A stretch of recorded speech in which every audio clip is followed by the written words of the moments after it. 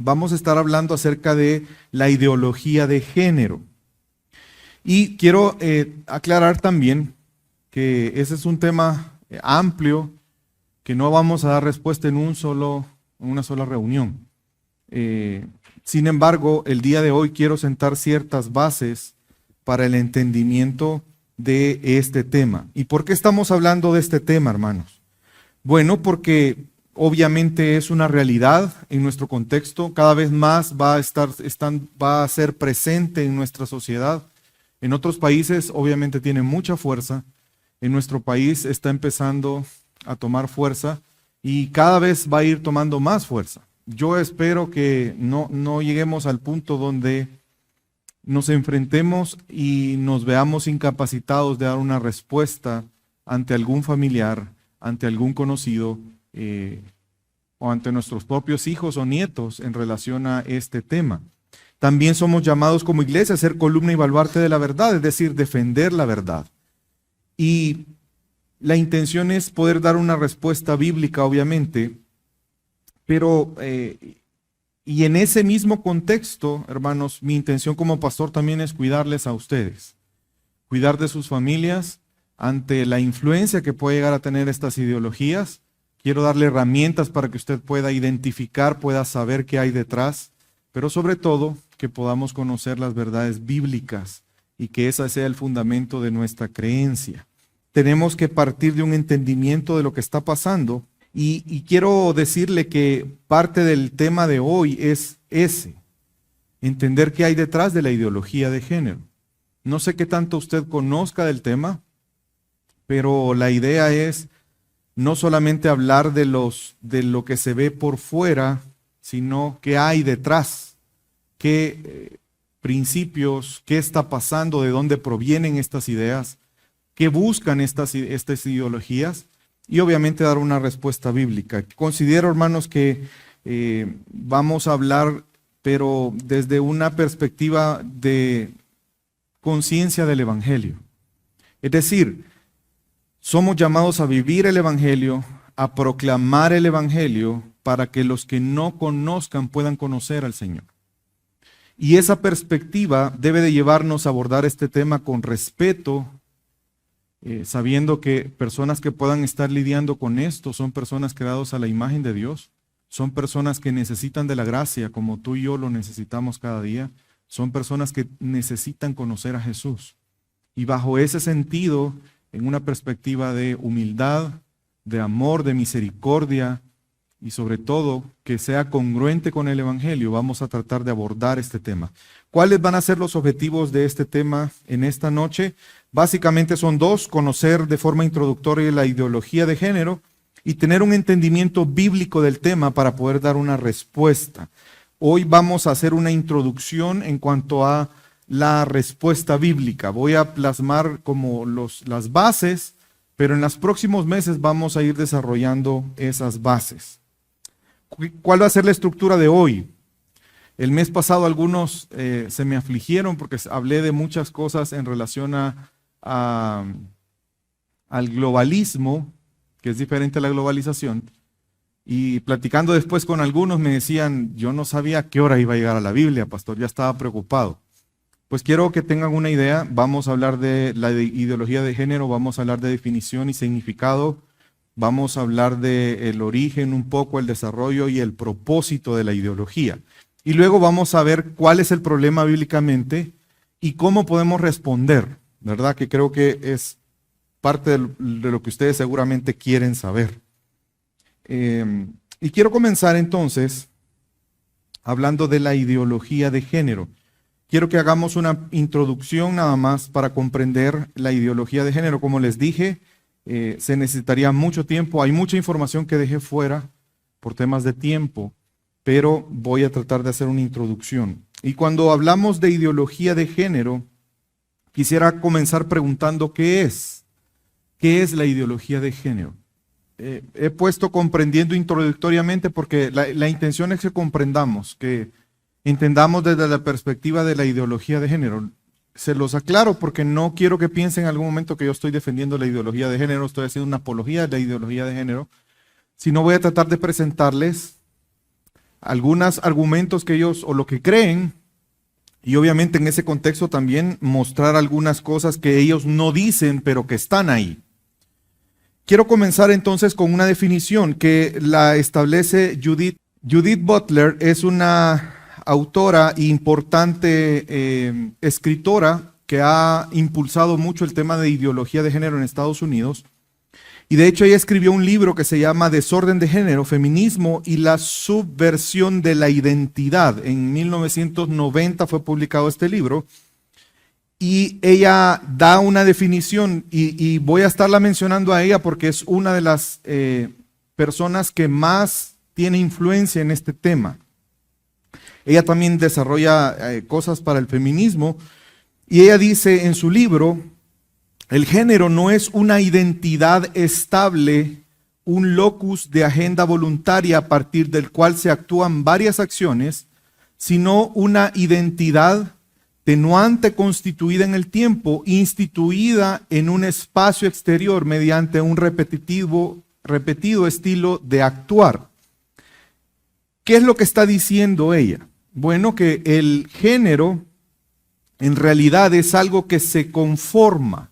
Ellos piensan que el género, todos nacemos con un género neutro, y que en realidad las personas forman su género por las influencias que reciben. Es decir, que es posible para estas personas, o para esta ideología más bien, es posible que la repetición hace que se constituya la identidad, que a la vez se refleja en actos y comportamientos que la misma sociedad y la cultura impone en las personas.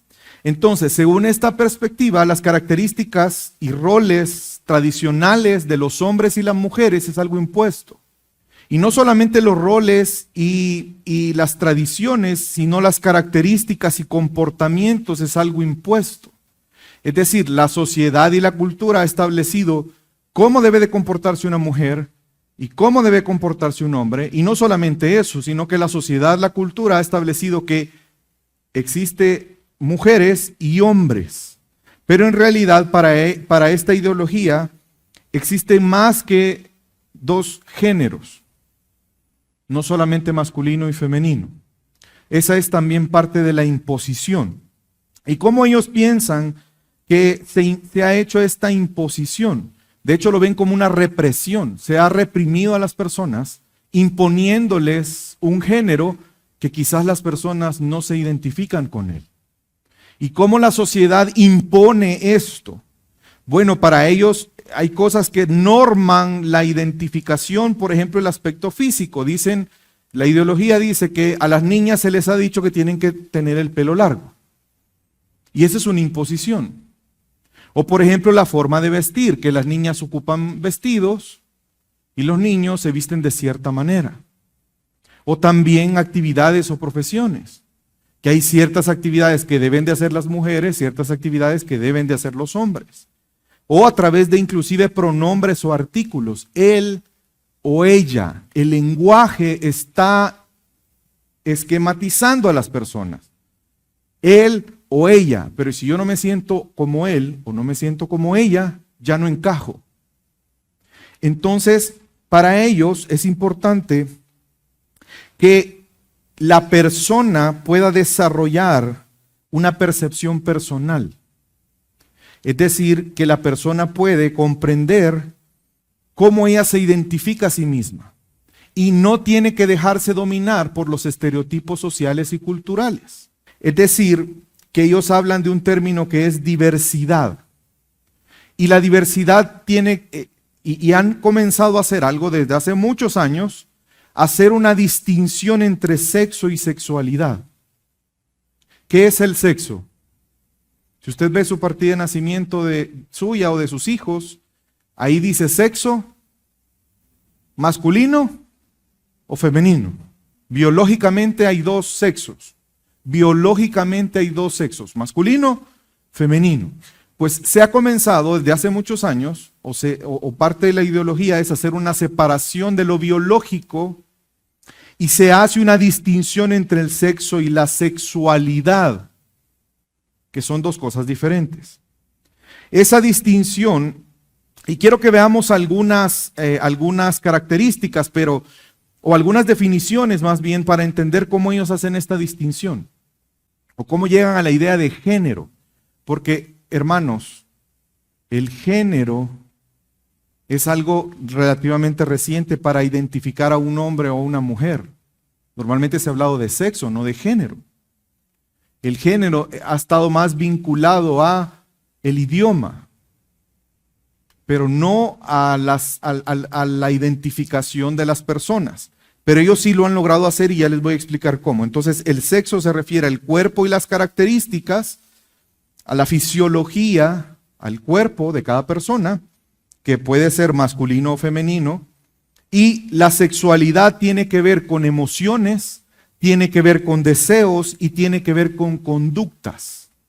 Fíjense, son dos cosas bien diferentes.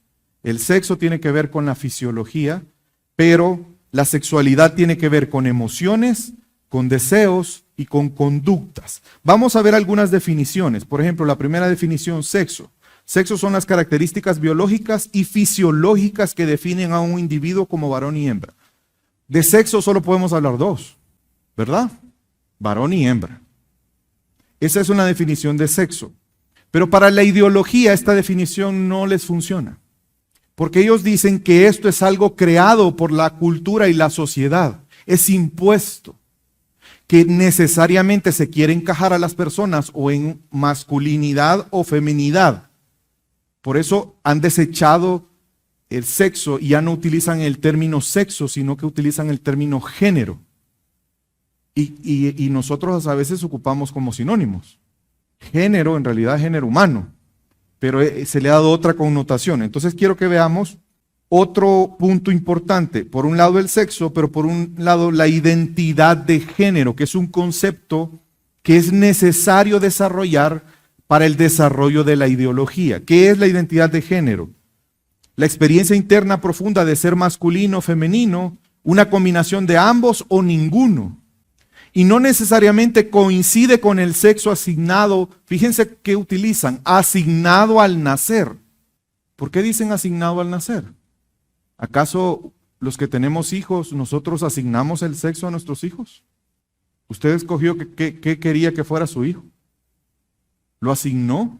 No, porque ellos no están pensando en fisiológicamente, sino están pensando en percepción, en ideas, una combinación de ambos o ninguno, y no necesariamente coinciden con el sexo asignado al nacer.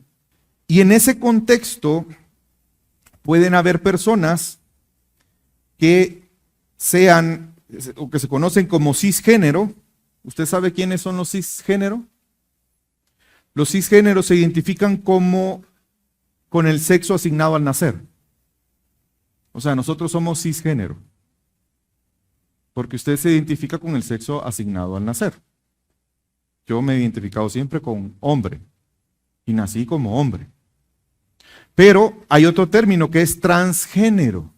¿Quién es un transgénero? Un transgénero es una experiencia interna. Fíjense cómo lo presentan. Una experiencia interna profunda de ser masculino o femenino, o una combinación de ambos o ninguna, y no necesariamente coincide con el sexo asignado al nacer. Es decir, que esta definición de identidad de género están hablando de los transgéneros, en su mayoría. Esta definición, quiero decirles que es una definición respaldada por la Asociación Americana de Psicología. En teoría es algo científico, ¿verdad? Ahora, podemos hablar entonces de otra definición que es orientación sexual. ¿Qué es una orientación sexual? Es la atracción que se siente hacia otras personas, básicamente. Una cosa es la identidad de género y otra cosa es la orientación sexual. La orientación es el patrón duradero de atracción emocional, romántica o sexual hacia otras personas basados en su sexo o género. Y eso justifica que a un hombre le guste un hombre, a una mujer y etcétera. ¿Verdad? Todos los relajos que hay después. Porque se hace un relajo, hermanos. Entonces, ¿qué es el género? Cuando hablamos de ideología de género, ¿qué es el género? ¿Qué compone el género? ¿Por qué hay tantas combinaciones? Porque el género está compuesto por aspectos fisiológicos, aspectos de identidad y aspectos de orientación. Esos tres unidos forman el género. Por eso hay, para ellos, iniciaron con 5 géneros, ahora van por más de 120 géneros. ¿Por qué 120? Porque es la combinación entre una persona puede haber nacido como hombre, pero sentirse neutro, entonces físicamente no quiere parecer un hombre, pero tampoco quiere parecer una mujer, pero a la vez sentirse internamente como una mujer en la mañana y que termina siendo un hombre por la tarde y que le gusta nada. Ese es un tipo de género para ellos. Entonces las diferentes combinaciones son las que, por eso hay actualmente más de 120 géneros. Pero quiero que comprendan a qué se refieren con géneros. Y les traigo algunos ejemplos de género. Género fluido. ¿Qué es un género fluido? Experimenta cambios en su identidad de género a lo largo del tiempo. Puede fluir de sentirse hombre a de repente fluir a sentirse mujer. Y de repente vuelve a fluir y ya no se siente ni hombre ni mujer. Ese es un género fluido. Demi Boy identifica parcialmente como hombre y parcialmente con otro género o sin género. Género no binario, pueden identificarse con una combinación de géneros, con ningún género o con un género distinto al masculino y femenino. Género nulo, las personas a género no se identifican con ningún género, entonces el concepto de género no aplica para ellos. Poligénero, se identifica con múltiples géneros al mismo tiempo. Algo esquizofrénico, ¿verdad? Puede sentir que tiene 2, 3 o más géneros simultáneamente.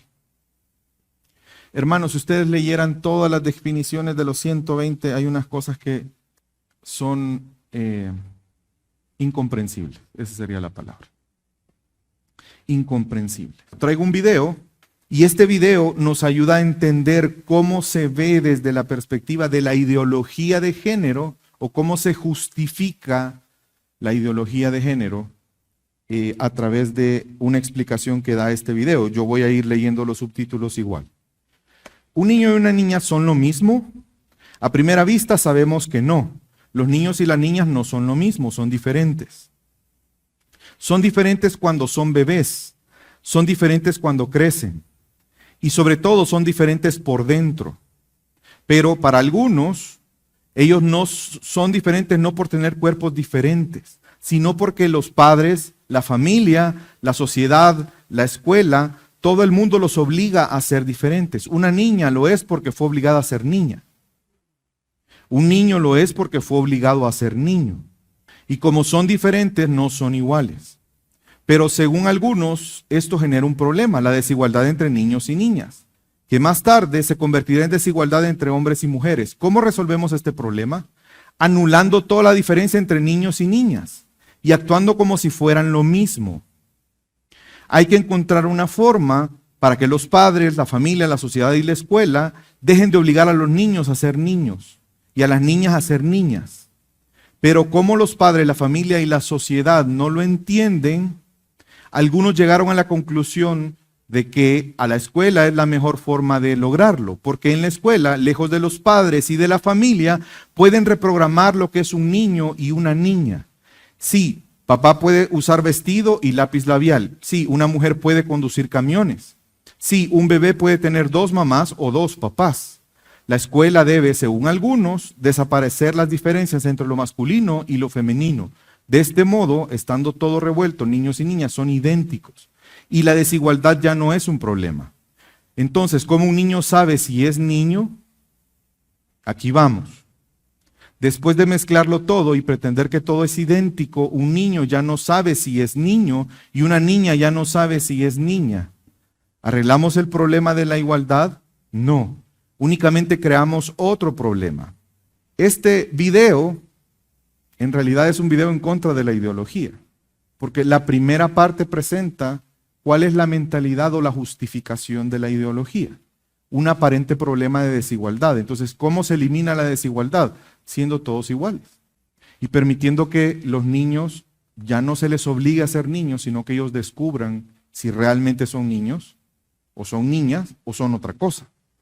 Y la mejor forma de hacerlo es alejando a la influencia de quienes los obligan a tomar esa postura, es decir, a un niño ser niño y a una niña ser niña, que es la familia, y la educación entonces toma el rol de los padres, y la educación cuida a los niños en darles la oportunidad que descubran si van a ser niños, niñas u otra cosa. Por eso es que en países como España ya están haciendo ejercicios donde los niños en el colegio tienen la oportunidad de vestirse de niña o de otra cosa y experimentar y comportarse como tal, aunque el niño no quiera, los animan a hacer eso. No sé si usted sabe que la ideología de género es una ideología que se nutre de otras ideologías también.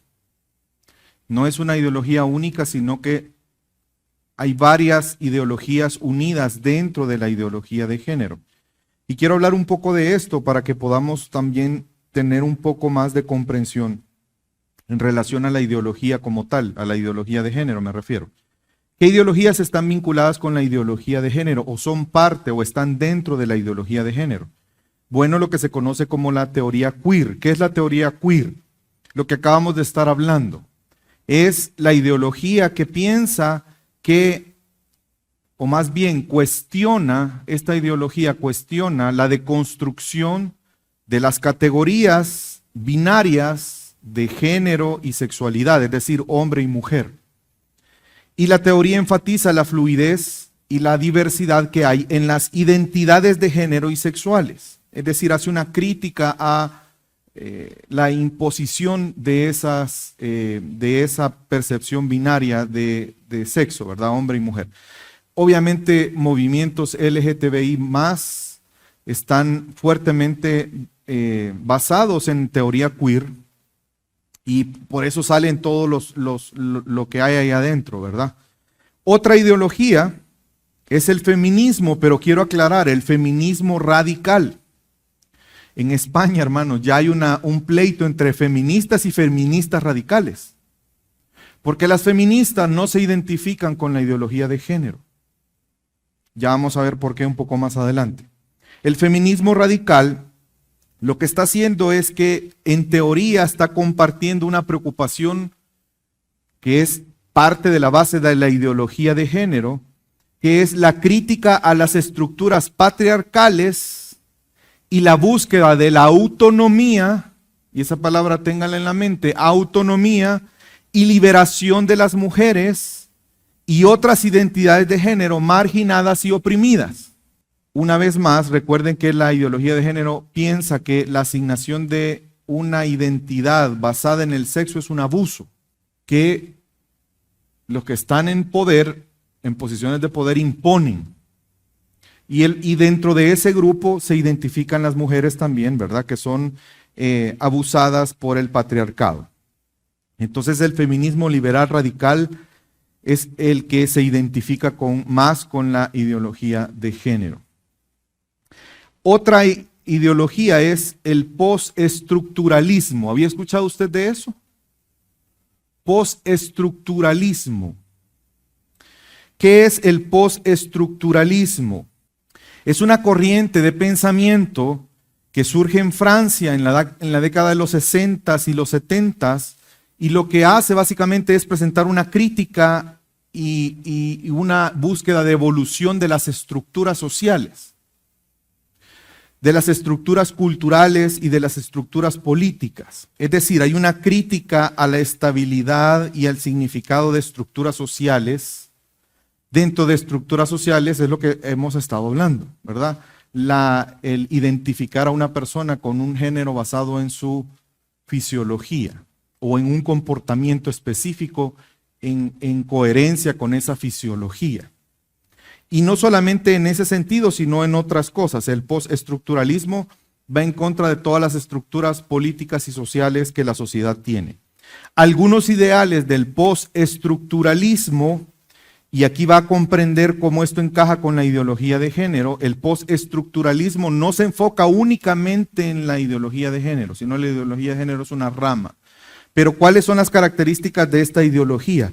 El rechazo a las estructuras fijas. ¿A qué nos referimos con eso? Estructuras como el lenguaje fijo, estructuras como la cultura, la estructura social, la estructura familiar. Por eso pueden haber otras, o deberían de haber otras estructuras familiares. No la estructura papá, mamá, hijos. 2 papás, 2 mamás, etcétera, ¿verdad? La deconstrucción. La deconstrucción es una técnica que busca cambiar el sentido de un concepto, deconstruirlo. Por eso es que, por ejemplo, siguiendo el mismo ejemplo, el concepto de familia está siendo deconstruido. Porque la familia, si usted pregunta hace 80 años, 100 años, ¿qué es una familia? ¿Quiénes componen una familia? Mamá, papá, hijos. Ni siquiera las mascotas aparecían en ese tiempo. Pero ahora la desconstrucción del concepto familia significa que el concepto va a ser usado el mismo, pero se desarticula y se vuelve a armar de una forma diferente. Entonces ya ahora familia puede ser 2 hombres, 2 mujeres, un hombre con 2 mujeres, 2 mujeres con un hombre, una persona con una cosa, un matrimonio, o una pareja con animales, eso es una familia, pero es un concepto de construcción y eso se aplica a muchas cosas, incluyendo la idea de género, familia, etcétera, ¿verdad? Sujeto fragmentado rechaza la idea del sujeto como una entidad coherente y unificada. En cambio, el sujeto es visto como un fragmentado y construido a través de múltiples discursos y relaciones de poder. Es decir, las personas son construidas por la fuerza de poderes y tiene que ser deconstruida. Y la última es el lenguaje y el significado.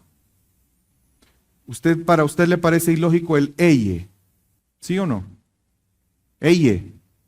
¿Saben de dónde viene? Por esta ideología. Quieren que a través del lenguaje y del significado lo que quieren es desafiar la estructura. Porque él me identifica con masculino, sexo masculino, ella me identifica con sexo femenino, me está encajando el lenguaje en algo que yo no soy. Entonces tengo que deconstruir también el lenguaje. Y entonces ella, porque el ella no soy él, no soy ella, ella. Puedo no ser nada. Otra ideología es estudios críticos y raciales. ¿Cómo se une con la ideología de género? Porque se entrelaza en ver las estructuras de poder dominantes, ¿verdad? Recuerden que se ha creído que las minorías raciales son afectadas por estructuras de poder dominantes. Los blancos, por ejemplo, con las personas de color. Los hombres con las mujeres, ¿verdad? Y así sucesivamente. Y hay una última ideología que son movimientos por la igualdad. El valor de las personas debe de generar igualdad de derechos y oportunidades para todas las personas, no importando su identidad, combatiendo la discriminación y la violencia basada en el género. Por eso es que salen leyes donde una persona va presa en países, pues en Europa se está viendo, en Estados Unidos. Si por ejemplo una persona va y quiere comprar, usted vende pasteles y quiere mandar a hacer un pastel para su boda porque se va a casar con su novio y usted es cristiano y usted le dice que no le va a hacer el pastel, lo puede acusar ante los juzgados. ¿Por qué? Porque no está teniendo igualdad. Usted le está negando el derecho de disfrutar de una torta por el hecho de que se va a casar con otro hombre. Y eso se ha degenerado y ha generado un montón de problemas en la vida práctica. Ahora, ¿cuáles son los propósitos? No sé si usted ha pensado alguna vez qué propósitos hay detrás de la ideología de género. Porque algo que quiero decirle es que no es cierto que es cuidar a las personas. No es cierto que es velar por el bienestar de las personas. No es cierto que buscar la igualdad de las personas como un derecho por el valor que las personas tienen. Quiero darle una definición que el autor Agustín Laje y Márquez, que ellos escribieron juntos un libro que se llama El Libro Negro de la Nueva Izquierda, la ideología de género o su versión cultural, dan una definición que habla un poco, deja ver un poco los propósitos. Dice que la ideología de género son conjuntos de creencias que intentan imponer la idea de que las diferencias entre hombres y mujeres son meramente construcciones sociales y culturales, lo que hemos estado hablando, despojadas de cualquier fundamento biológico, es decir, están tratando de sacar todo fundamento biológico, porque obviamente biológicamente y físicamente no pueden respaldar la ideología de género. Esta visión pretende transformar radicalmente las estructuras familiares y sociales tradicionales, promoviendo un relativismo moral y una reingeniería social que en última instancia subvierte los pilares de la civilización occidental. Ahora, ¿por qué alguien querrá mover estructuras familiares y sociales tradicionales? ¿Por qué alguien querrá hacer una reingeniería en la sociedad? Esa es la intención detrás de estas ideologías. Y déjeme decirle que hoy es ideología de género. Años atrás ha sido otras ideologías. Y adelante probablemente van a ser otras. Es decir, no podemos ver en sí mismo a la ideología de género como el problema en sí mismo. Porque detrás de la ideología de género hay otras cosas, otros intereses que se ven beneficiados a través de la ideología de género. La ideología de género solo es un instrumento para otros fines. Y quiero que hablemos un poco al respecto. Uno de ellos es la dialéctica. No sé si usted ha escuchado de la dialéctica. La dialéctica es un método filosófico desarrollado por un filósofo alemán llamado Hegel, que básicamente lo que él proponía es que el hombre debía de procurar hacer avanzar la historia del mundo a través de las revoluciones. La forma en que la historia avanza para el progreso es a través de las revoluciones. Y de hecho, parte de esta idea es la que toma Marx, que voy a hablar un poco más adelante. Hegel proponía que a través de los cambios sociales permanentes nacen a través de revoluciones.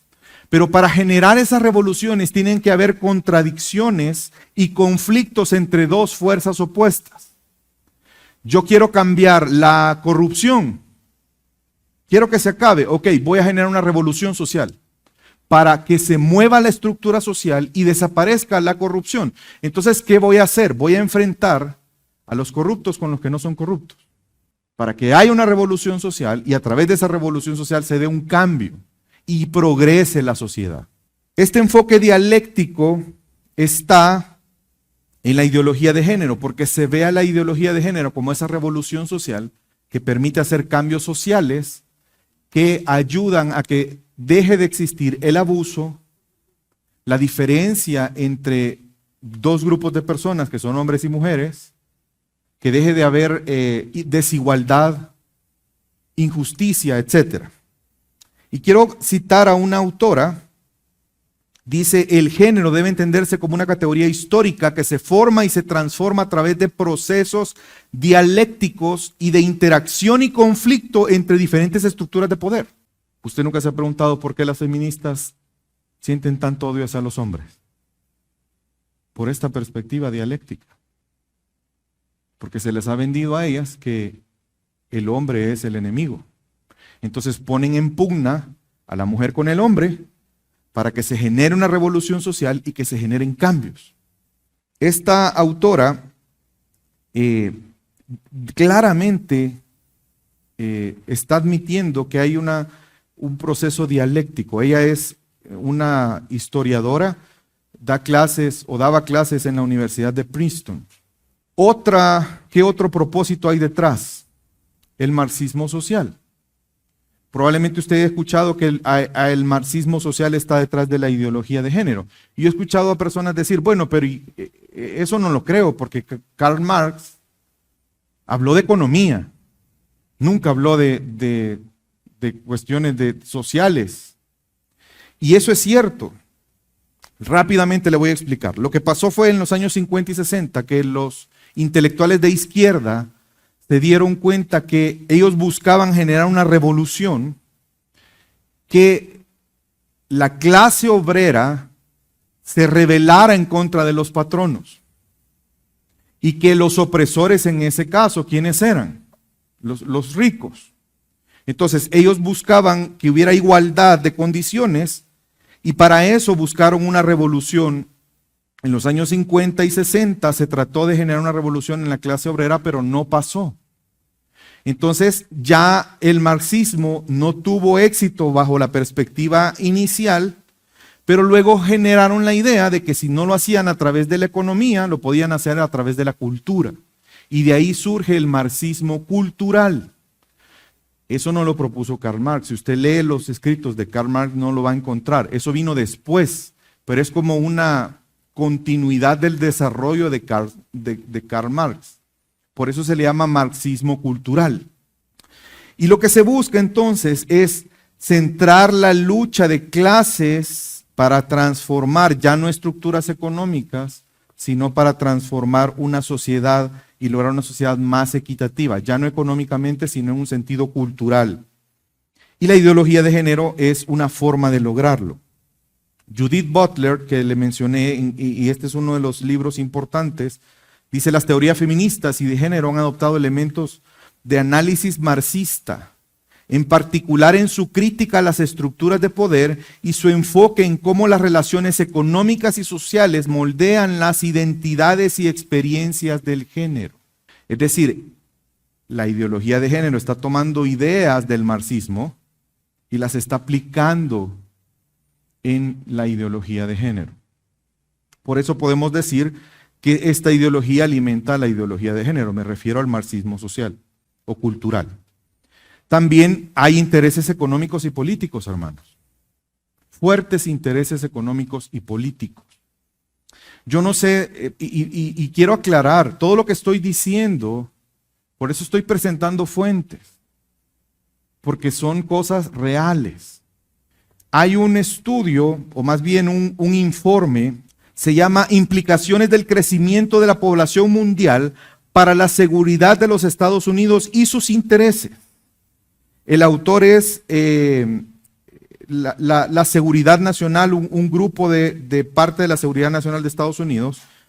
Fue publicado el 10 de diciembre de 1974, pero era un documento clasificado. Este documento lo desclasificaron, o sea, quedó a la vista pública, expuesto públicamente en el 89. Y la organización que lo hizo fue el Consejo de Seguridad Nacional de los Estados Unidos. Este informe básicamente lo que dice es que el desarrollo de los países subdesarrollados es un peligro para Estados Unidos. Un peligro de seguridad y un peligro económico. Este informe se conoce como el informe Kissinger. Quiero que veamos algunas porciones del informe. Ay, no las tengo. Bueno, se las voy a leer y se las voy a compartir. Dice: el rápido crecimiento de la población mundial representa un desafío significativo para los recursos económicos y naturales de los Estados Unidos. Es decir, ellos les preocupaba que los países subdesarrollados crezca la población y se acaben los recursos, por ejemplo, naturales. Quieren acabárselos ellos y no los países subdesarrollados. Esta política tiene una conexión indirecta con la ideología de género a través de los derechos reproductivos. Estados Unidos ha invertido mucho en los países subdesarrollados en derechos reproductivos. Si usted recordará, en la enseñanza del mes pasado, les presenté una noticia donde Melinda Gates y otros millonarios invirtieron más de $2,000 millones para salud reproductiva en los países de desarrollo. Responde a este informe. Y también el hacerlo a través de la educación y el empoderamiento. Ahí es donde entran los programas educativos para evitar que las personas tengan hijos. Por eso el tema del aborto y por eso la ideología de género, porque si dos hombres se casan, ¿cuántos hijos van a tener? Si dos mujeres se casan, ¿cuántos hijos van a tener? Es una forma de limitar la reproducción.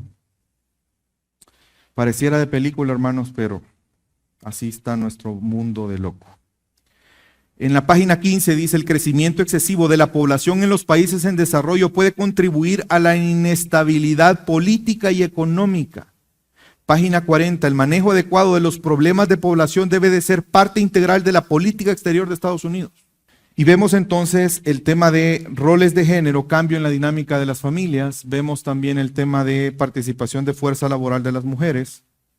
Y hay otras cuestiones ahí que surgen de este informe.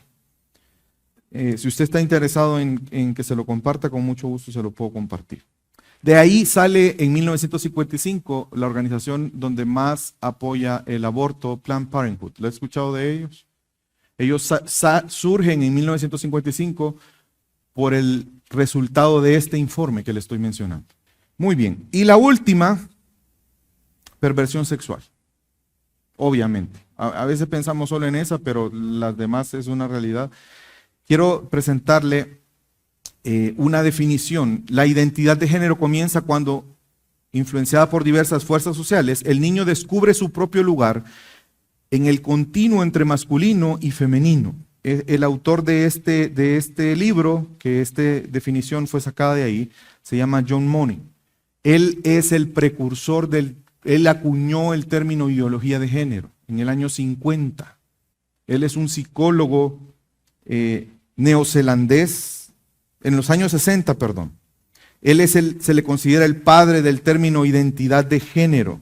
Quiero decirle y contarle que él hizo en 1965 en Canadá, una familia lo buscó a él como psicólogo para tratar de ayudar a su hijo.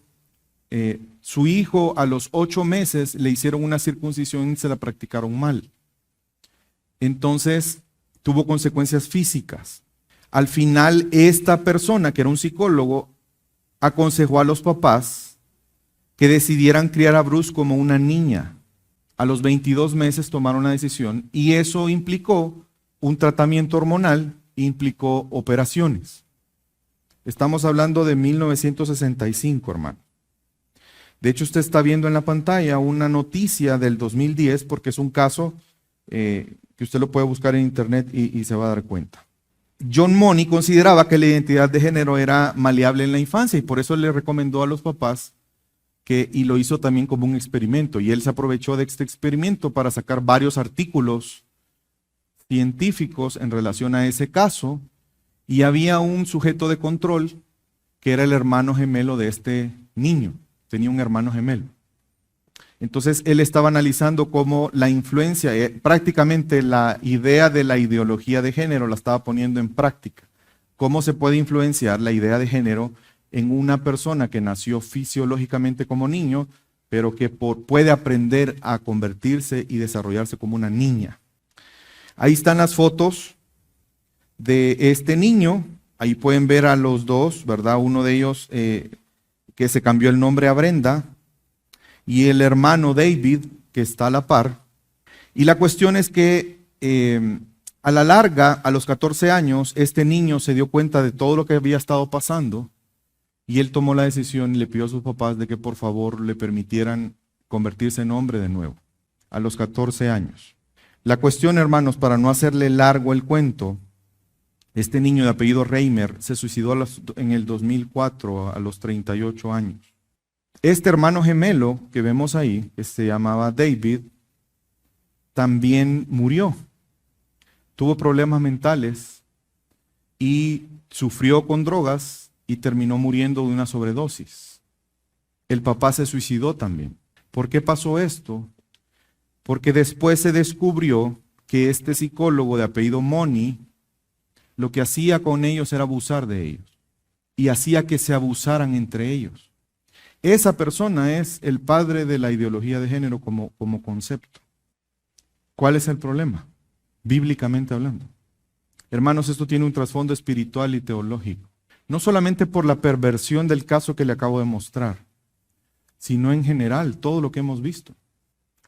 Tenemos que entender, hermanos, que la ideología de género tiene un trasfondo espiritual y teológico. No importa si está siendo impulsado por un marxismo social, no importa si está siendo impulsado por poderes políticos o económicos, no importa que sea por un tema de depravación sexual, hay algo más grande detrás de todo eso. Y es algo espiritual. Es un ataque en contra de Dios. Y no estoy tratando de presentar una teoría de confabulación, sino la realidad. Yo le puedo pasar todos los artículos y los documentos que he utilizado y he dejado muchas cosas fuera. Y esa es la realidad. Pero ¿cuál es el problema real? Y quiero que hagamos una introducción, como le dije, y más en los próximos meses vamos a ir desarrollando estos temas desde una perspectiva más fuerte, bíblica. Hoy quería que usted se diera cuenta de la realidad de lo que está detrás de la ideología de género y que comprendiera cuáles son los ideales y en qué piensan y por qué lo justifican. Y antes de entrar a este tema, hermanos, quiero también decirles que es importante que hagamos una distinción. Hay personas que están siendo engañadas. Hay que hacer distinción entre, por ejemplo, los activistas.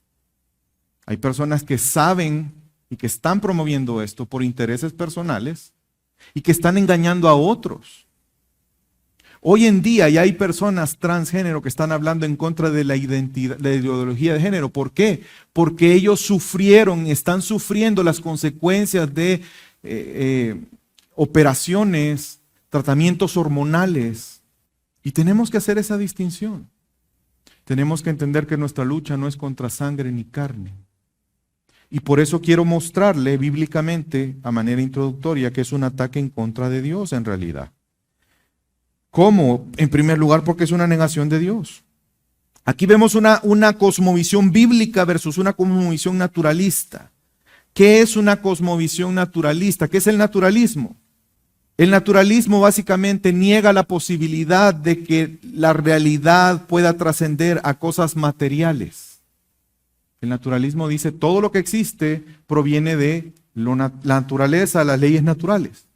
No puede haber algo fuera de lo material. Por eso el naturalismo niega a Dios, niega la existencia de Dios.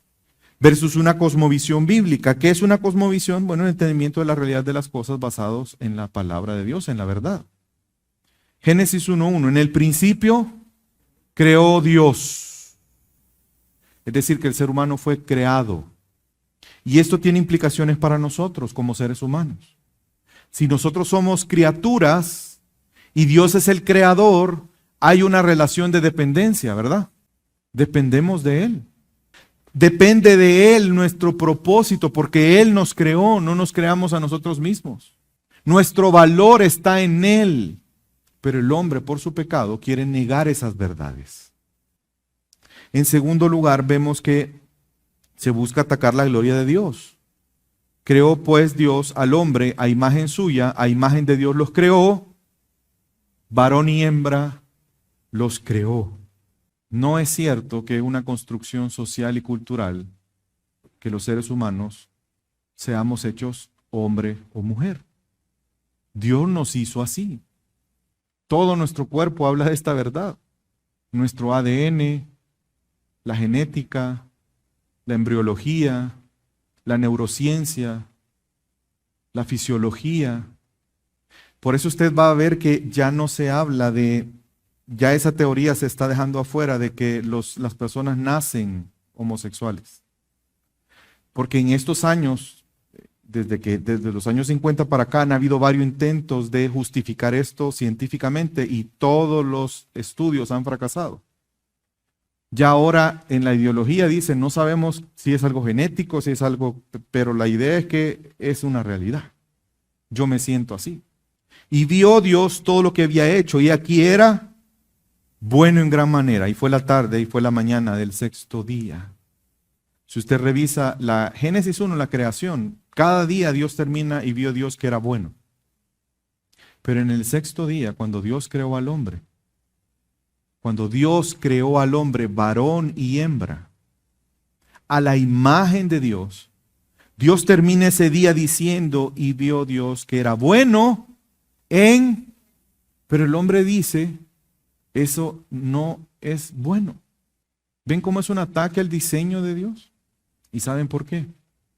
Porque ese diseño refleja la gloria del Creador. Esta noche no voy a hablar de eso, pero sí lo vamos a abordar más adelante. ¿Por qué es un problema bíblicamente? Porque la ideología se basa en la autonomía. ¿Se recuerdan que les dije que pusieran atención en ese término, autonomía? ¿Dónde surge la autonomía? Génesis capítulo 3, versículo 4 a 6. Y la serpiente le dijo a la mujer, ciertamente no morirás. Le está tratando de convencer que coma del árbol. Y miren el argumento que le da. ¿Cuál es el argumento? Pues Dios sabe. ¿Qué sabe Dios? ¿Qué sabe Dios que ella no sabe? Que el día que de él comas, serán abiertos vuestros ojos y seréis. Fíjense el ofrecimiento que le está haciendo la serpiente a la mujer. Es que Dios te dijo eso porque no le conviene que comas. Porque si comes de eso, van a ser abiertos tus ojos y vas a ser como Dios. Te vas a dar cuenta que puedes llegar a ser igual a Dios. Algunos dicen, y me pareció interesante, a alguien se lo escuché, no recuerdo a quién, que este fue el primer intento de cambio de género. El hombre queriendo convertirse en Dios. Seréis como Dios, ¿en qué sentido? Conociendo el bien y el mal. ¿Qué significa eso en la práctica, hermanos? ¿El hombre no podía saber lo que era bueno y malo? ¿Podía o no podía? Sí podía. ¿Pero de qué dependía ese conocimiento? De Dios. Yo no quiero que Dios me diga qué es bueno y qué es malo. Yo quiero, por mí mismo, determinar qué es bueno y qué es malo. Y eso es autonomía. No quiero depender de Dios. Dios diseñó la familia así, no me importa, yo no quiero depender de ese diseño de Dios. Yo voy a construir un concepto nuevo de familia, yo lo voy a generar. Dios estableció que creó al hombre mujer y varón, no me importa. Yo voy a generar algo por mí mismo. Y la mujer vio que el árbol era bueno para comer, agradable a los ojos y que el árbol era deseable para alcanzar sabiduría. Quiero que vean cómo está vinculada las emociones ahí. El deseo. ¿Se recuerdan de la definición de género? ¿Cómo estaba vinculado el deseo y los sentimientos o cómo me siento, las emociones? Y por último, ¿cuál es el problema bíblicamente de la ideología de género? Que está basada en deseos y sentimientos. Y es un gran problema, porque los sentimientos y las emociones de los hombres son contrarias a Dios. Son engañosas. Efesios 4, 21 al 24, y en verdad lo oíste y habéis sido enseñados en él, conforme a la verdad que hay en Jesús. En cuanto a vuestra anterior manera de vivir, os despojéis del viejo hombre que se corrompe. Fíjense la descripción del viejo hombre, del hombre natural sin Cristo. Se corrompe según los deseos engañosos. Y que seáis renovados en el espíritu de vuestra mente, que os vistáis del nuevo hombre, el cual en la semejanza a Dios ha sido creado en la justicia y santidad de la verdad. Hermanos, el tomar este tema y entenderlo también nos debe llevar a ser conscientes de cómo debemos afrontarlo. ¿Cuál debe de ser nuestra actitud cuando veamos a una persona que ha sido engañada por la ideología de género? Ha sido engañado por su propio pecado. Hermanos, hay gente que de verdad está sufriendo con eso. ¿Saben que la tasa de suicidio es de un 55% de personas que están con problemas de ideología de género? Eso nos habla del nivel de desesperación que las personas tienen. Hay personas que las están metiendo en este engaño. Hay niños que los están metiendo en este engaño. Por eso debemos de verlo con una perspectiva correcta.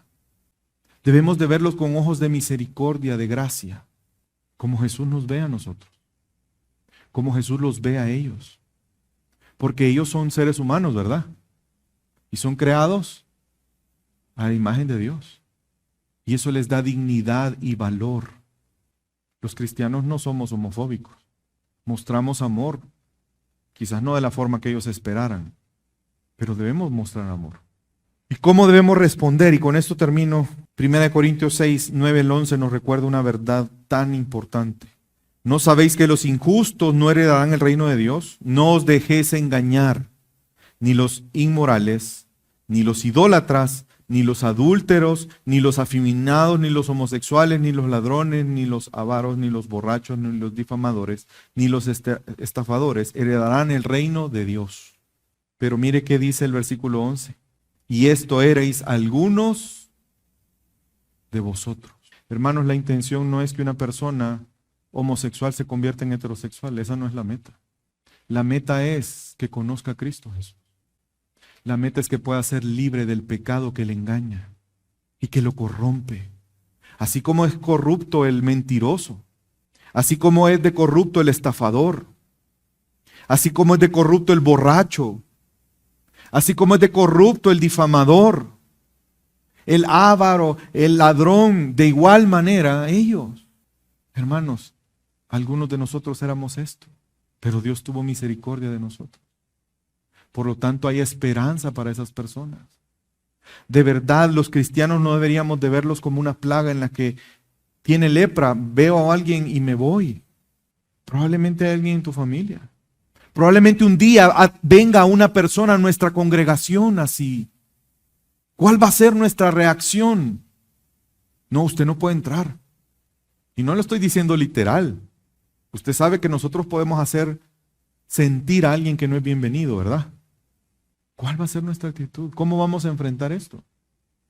¿Cómo vamos a enfrentar esta ideología que está cabalgando cada vez más fuertemente en nuestro país? ¿La solución es controlar a nuestros hijos 24/7? ¿Puede hacer eso? Y hoy con la tecnología es tan fácil, hermanos, que los niños puedan tener acceso a todas estas cosas. Entonces la pregunta es, ¿cómo vas a responder? ¿Cómo vas a responder? ¿Qué vamos a hacer? Esta es una charla informativa y vamos a decir, bueno, qué interesante estuvo hoy, ¿verdad? Híjole, esto no lo sabía, esto tampoco. Hermanos, ¿a qué somos llamados? ¿Cómo tú vas a responder ante esta realidad? No, aquí no, yo no veo, no he visto a nadie aquí así. ¿Vamos a cerrar nuestros ojos? ¿Nos vamos a encerrar en nuestras casas? ¿Cómo vamos a responder? En primer lugar, hermanos, oremos. Y lo digo en primer lugar porque a veces la oración pareciera ser que es como, ni modo, oremos. No, oremos. Oremos por estas personas que están engañadas. Oremos por nuestras familias, oremos por nosotros mismos. Quizás aquí hay alguna persona que está luchando con estas tentaciones y obviamente le da pena hablar de esto.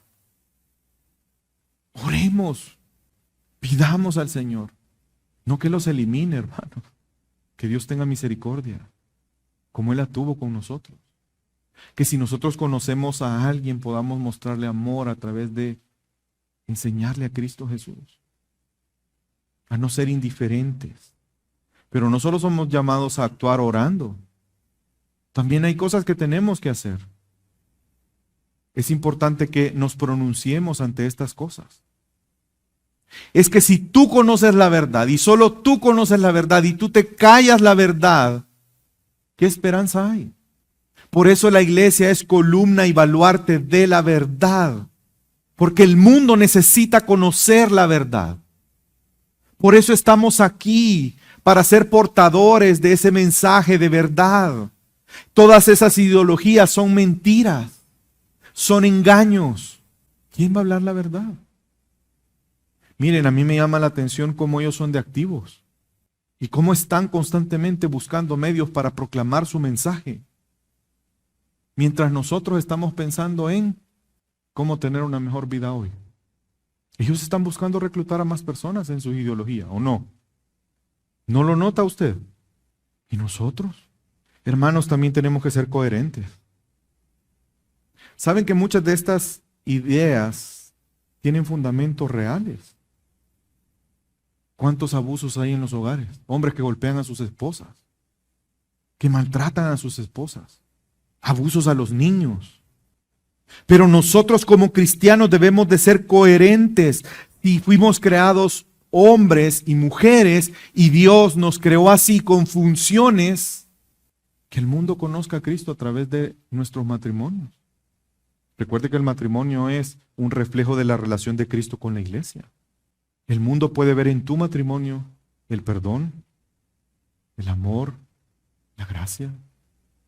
Es que si tú tienes un matrimonio coherente con el evangelio, ¿qué va a pasar cuando a tus hijos le digan, no, yo no creo en eso del matrimonio, eso es una mentira? ¿Saben que mucha gente no se quiere casar por la experiencia del matrimonio de sus papás? Hermanos, vivamos el evangelio de manera coherente. Hombres, seamos masculinos y mujeres sean femeninas, pero bíblicamente hablando. ¿Cuántos de los hombres que están aquí están ejerciendo su rol como hombres? ¿Cuántos lo estamos haciendo? Y no hablo de perfección, hermanos, pero de verdad someternos en obediencia a Dios y por la motivación correcta. Que Dios sea glorificado. Y eso nos debe llevar a vivir el evangelio y enseñar el evangelio a todas las personas. Empezando en nuestro hogar. ¿Cuánto tiempo tú estás invirtiendo en enseñar a tus hijos, a tus nietos? El mundo los está adoctrinando constantemente, en la televisión, en las redes sociales, en las pláticas, en las aulas. No es que va a la iglesia. ¿Tú piensas que un niño va a contrarrestar el bombardeo de estas ideologías todos los días con 1 hora de enseñanza bíblica a la semana? Seamos coherentes. Hermanos, modelemos la belleza del matrimonio. Crezcamos en el conocimiento de Cristo, dependamos de Él. Que el Señor sea glorificado en nuestras vidas. Que cumplamos la misión de ir y hacer discípulos a todos. Tú no vas a hacer una lista de, espérame, ¿qué pecados tenés? No, a ti no te evangelizo. ¿Tú? Estos pecados sí, voy contigo. Tengamos compasión de ellos. Tengamos compasión.